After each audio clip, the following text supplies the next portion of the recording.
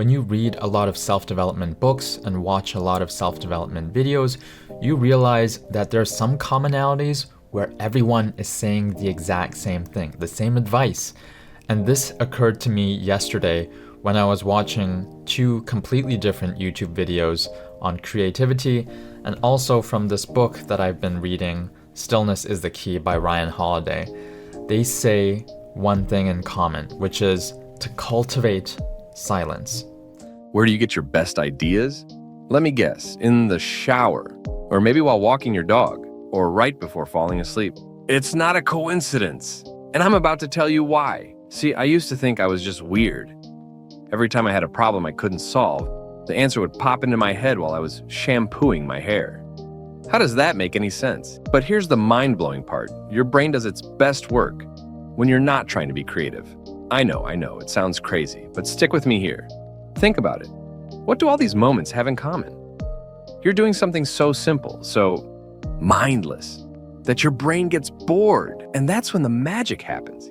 Your brain is like a playful puppy. The moment you stop chasing it, it comes running back to you with all the toys. Want to know the best part? You can create these moments on purpose. You don't have to wait for your next shower to have a breakthrough. I call them mindless moments. And once I learned how to use them, my creativity went through the roof. The dishes? That's idea time now. Folding laundry, perfect for solving problems.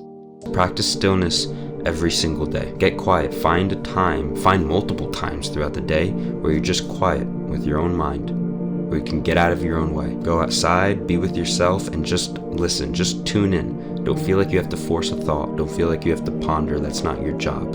Your job is just to be quiet and listen. You might not be getting ideas because you're always filling the silence with noise. Don't fill in the silence. Don't play music or a YouTube video every time you do anything, like washing the dishes or taking a shower, going to the bathroom or folding laundry, literally doing any other human task. During some of those moments, during those pockets of time, just let the silence be there. Here's an opportunity to actually get ideas. It's right there in front of you, the silence, the allowance for these ideas to come in, but you're just filling it with noise. So get serious and harness this relationship. I know that it can be hard to just be there in the silence because of a lot of our habits and a lot of our tendencies and the way that we currently live, but the reason why it's hard is because it is very, very rewarding. And I promise that if you just sit in the silence, if you give your mind some quiet time, the soul is going to send you messages. The creative spirit is going to give you ideas. Again, it's right in front of you. It's right there. You don't have to go out and chase it.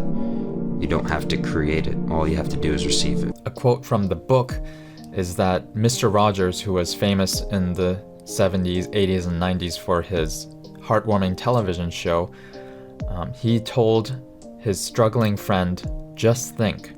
Just be quiet and think. It'll make all the difference in the world. Yeah, I'm the type to always, I like to listen to at least music when I'm doing the dishes or when I'm folding laundry.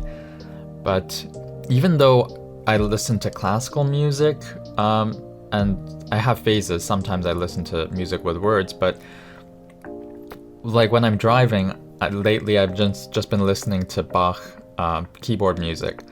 And even that, even though it doesn't have any words and lyrics, it's still tunes that you're listening to. You're not being silent and letting your mind wander as much. Your mind still wanders when there are no words and there's classical music playing, but it doesn't wander as much as when there's silence and it just floats around more freely when you're not paying attention to any sound. So I realized that I really should cultivate silence more throughout my day, not just for creativity and getting ideas for what to talk about, but just for life in general, about paying attention to what's preoccupying my mind and noticing that. I think there's definitely value to that. I mean, these people are giving the same advice, not just for creativity, but also for just as stillness is the key, Ryan Holiday says, just to live a better life. So while I do love listening to music, maybe I should tone it down a bit. Maybe half the time. I'll start with half the time I'll not listen to any music while I'm doing some chores, and I'll start from there and see how it goes. See if I notice any difference. Also, I've been slacking on my stream of consciousness writing, which is cultivated silence where you're just writing down whatever thoughts come into your mind. I haven't done it in over a week, so I should get back to that too, but because I'm not doing it first thing in the morning anymore, and I'm editing and filming videos first thing in the morning like right now, it is no longer a priority, so it gets shifted back, and some days I don't get to it, but it is valuable and I want to get back into it too. So here's to cultivating more silence on a day-to-day basis. 1% better every day, baby.